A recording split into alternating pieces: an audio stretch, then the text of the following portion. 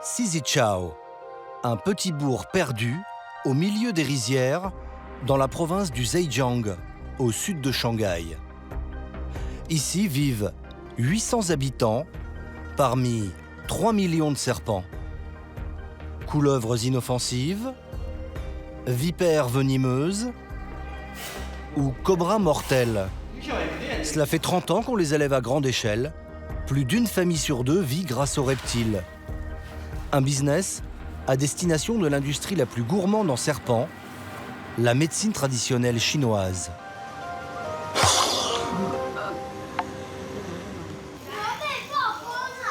Monsieur Chaoé, 31 ans, a repris l'élevage de ses parents il y a 12 ans. Lui s'est spécialisé dans une seule espèce, non venimeuse, le Rufusonatome. En français, la couleuvre rouge et noire. Regardez, il va sortir. Après 50 jours d'incubation, c'est le moment d'éclore. Regardez comme ils brillent. Quand ils naissent, ils sont recouverts de placenta. Ils en ont même absorbé une partie. C'est pour ça que leur valeur nutritive est très élevée. Monsieur Chaoé ne verra pas grandir ces couleuvres. Elles vont être tuées et transformées en une poudre censée rendre la peau plus douce. Ah, il est rapide celui-là. Rattrape-le. Une fois sortis de l'œuf, il les élève pendant 10 jours dans le sous-sol de sa maison.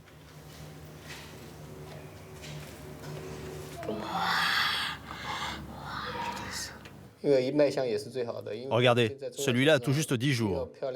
On peut voir les taches noires sous sa peau. Ce sont les nutriments qui lui donnent de la valeur. Et c'est ce que recherchent nos clients. C'est pour cela qu'on va devoir les préparer très vite, avant qu'ils ne fassent leur deuxième mue. Les préparer, cela veut d'abord dire les vider, après les avoir laissés une nuit dans l'eau froide. C'est le travail de la grand-mère, Madame Chaoli, une experte en la matière. Sa cadence est de 3000 bestioles par jour. Là, c'est une commande pour un laboratoire qui va transformer tout ça en médicaments. Les bébés serpents, c'est bon contre les flatulences et ça chasse l'humidité dans le corps. C'est aussi un très bon fortifiant. Pendant les 3 mois que dure la saison, Monsieur Chaoé produit 160 000 bébés serpents. Le reste de l'année, il est en vacances. L'affaire lui rapporte 60 000 €, 10 fois plus que le salaire moyen dans la région. Un business lucratif lancé par un homme qui possède aujourd'hui la plus grande ferme à serpents de tout le sud de la Chine. Dans ses enclos, Monsieur Yang Langshang élève plus de 100 000 spécimens.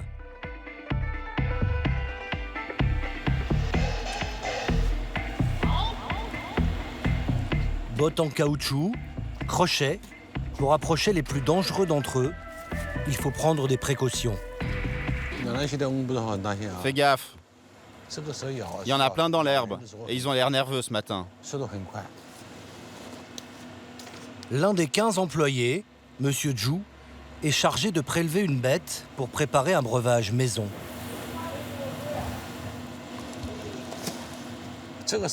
Ça, c'est le serpent sans pas. C'est un trésor national en Chine. C'est le meilleur remède pour soigner les rhumatismes. Ça fait des siècles qu'on l'utilise. Le serpent sans pas. Surnommé ainsi, car la légende raconte qu'après avoir été mordu, c'est la distance que l'on peut parcourir avant de tomber dans le coma. En vérité, si l'on n'est pas soigné, la mort survient au bout de 6 heures. On risque surtout l'amputation, car son venin hémotoxique empoisonne le sang. C'est un vipéridé de la famille des crotales, les redoutables serpents à sonnette. Fais bien attention.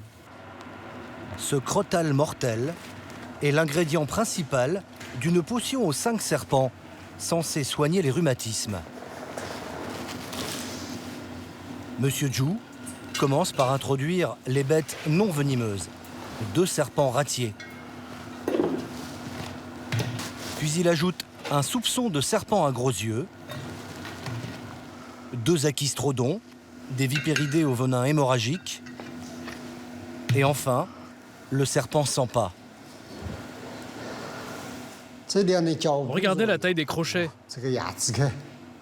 Des crocs de 5 cm. Et comme seule protection, une vieille pince à serpent. Il veut pas rentrer.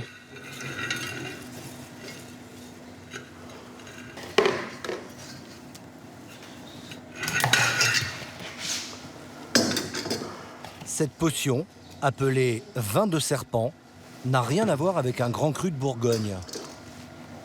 On ajoute au reptile 5 litres d'alcool de riz.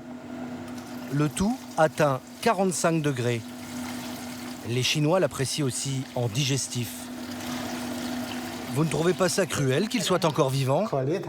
Si, mais je me dis que grâce à ce vin de serpent, beaucoup de gens seront guéris. La tradition veut que les serpents soient introduits vivants. C'est le seul moyen de les faire cracher leur venin afin qu'ils se mélangent à l'alcool. Les substances nocives pour l'organisme sont désactivées avec l'éthanol contenu dans l'alcool de riz. Il faut ensuite laisser macérer 45 jours.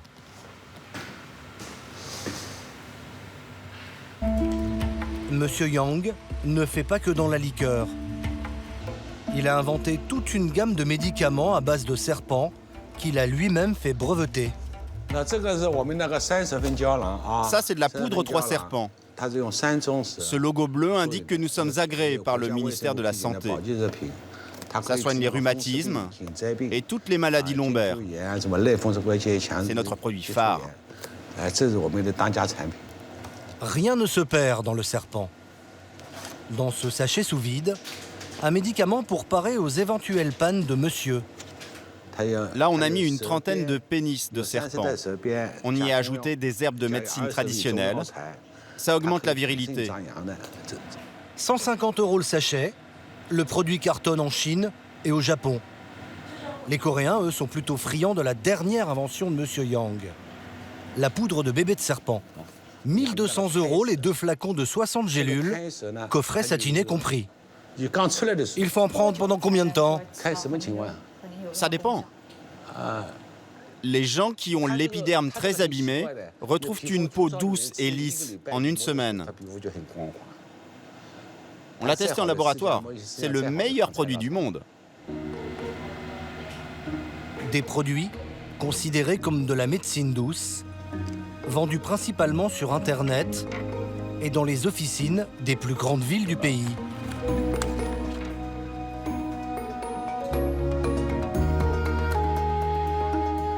Monsieur Yang, lui, les recommande à tous ses patients dans son petit cabinet de serpent-thérapie.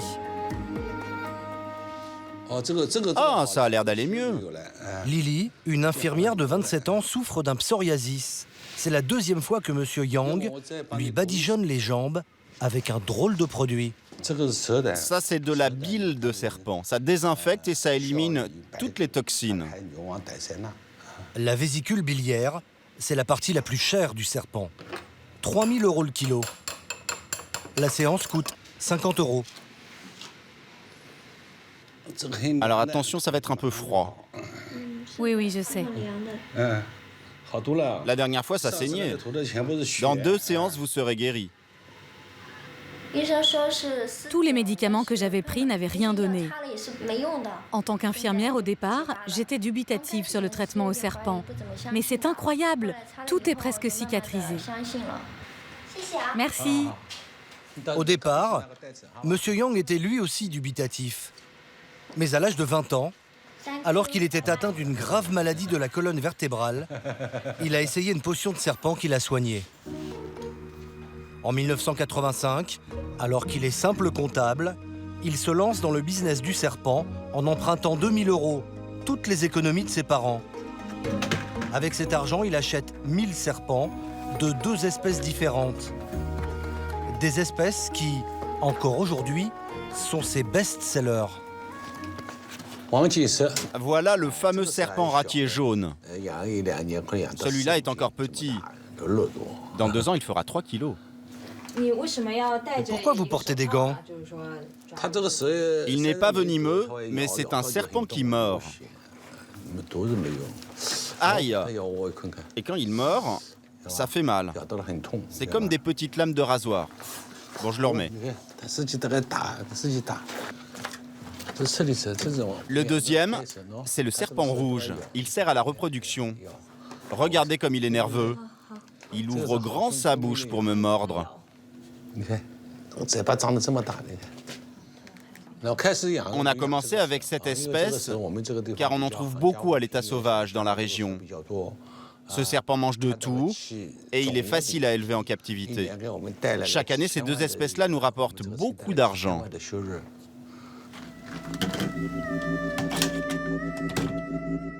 Ces serpents, Monsieur Yang les fait sécher, les réduit en poudre et les conditionne sous forme de gélules.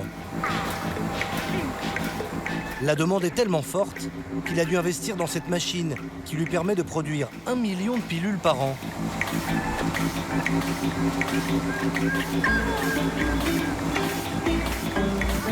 Celui que l'on surnomme Snake King, le roi du serpent, est désormais connu dans toute la Chine. Il fait régulièrement son show à la télévision. Douche de couleuvre ou poignée de serpent ratier sous le pull. Pourquoi vous faites ça? Ils sont tout frais. C'est mieux que la clim.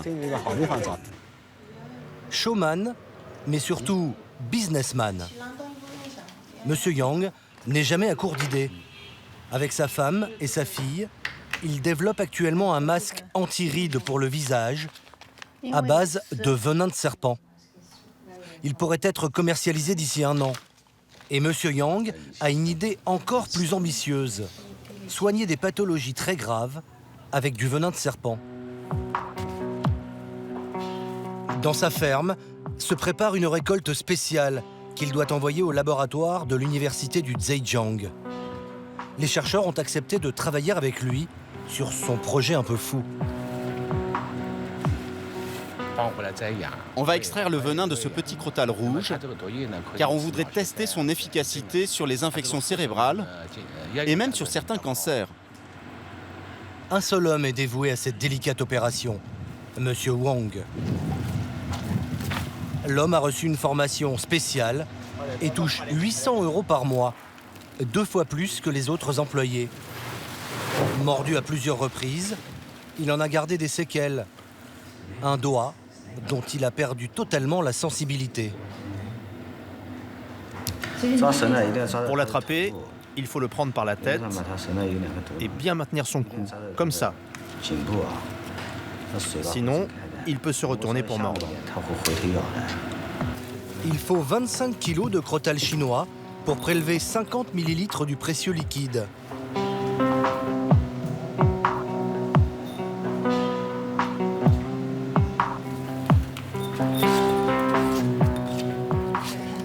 Un flacon à 3 000 € qui servira à réaliser les tout premiers tests en laboratoire.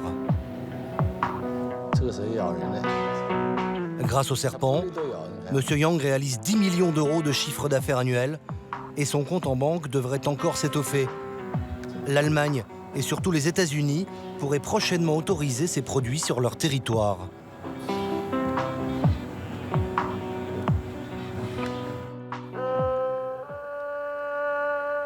À Zizichao, les 160 familles qui élèvent des serpents rêvent de la fortune de Monsieur Yang, quitte à prendre tous les risques. Dans une maison tout au bout du village, vit un homme qui élève l'un des serpents les plus dangereux au monde. Monsieur Farong, un ancien apiculteur, a fait son miel avec le cobra. Il reçoit les clients dans son salon. Monsieur Wei est venu lui acheter un cobra pour mettre dans un terrarium à l'entrée de son restaurant. En Chine, ça attire le client.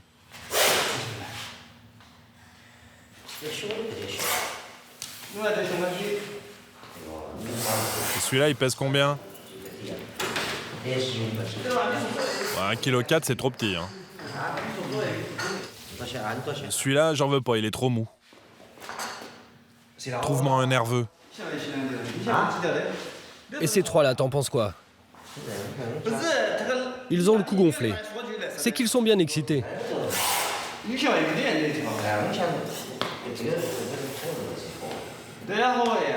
Lui là, il bouge pas mal. Les deux hommes ont l'air détendus.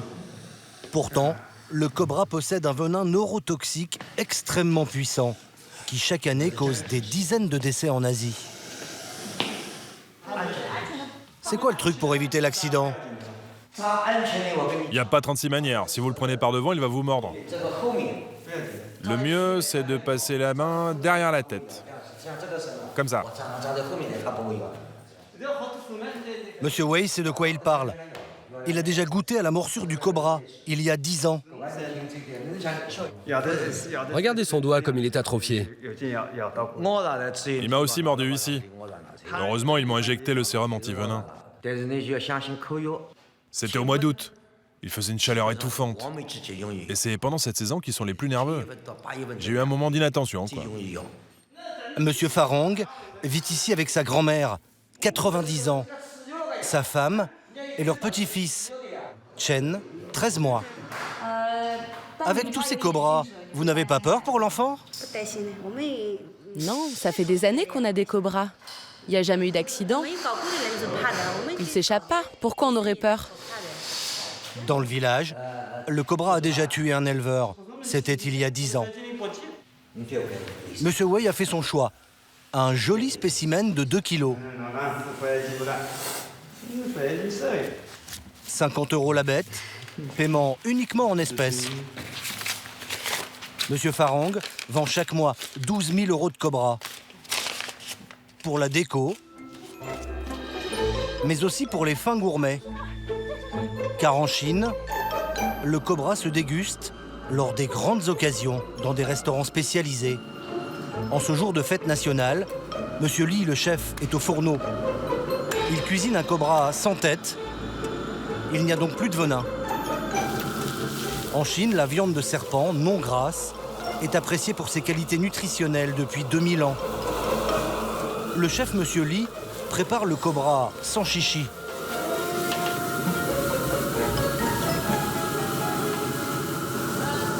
J'ai mis du gingembre, de l'ail, de l'oignon et des petits piments. Ça relève le goût, ça enlève l'odeur un peu forte du cobra.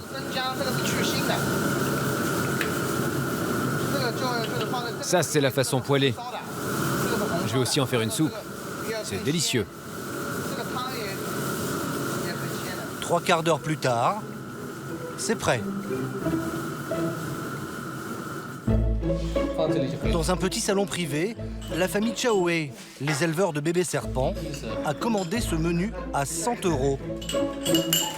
Soupe de cobra et baies de goji aux herbes médicinales, tranches de cobra grillées et sa peau croustillante, caramélisée. Pour le plus grand plaisir des grands et surtout des petits. C'est quoi celui-là? Ben, c'est le cobra. C'est ça le cobra? Je crois bien que je vais goûter.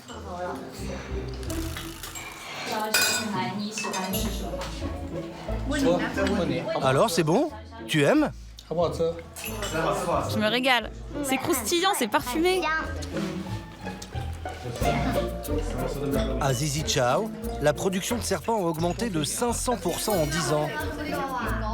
La 3e génération d'éleveurs ne nourrit aucune inquiétude pour l'avenir.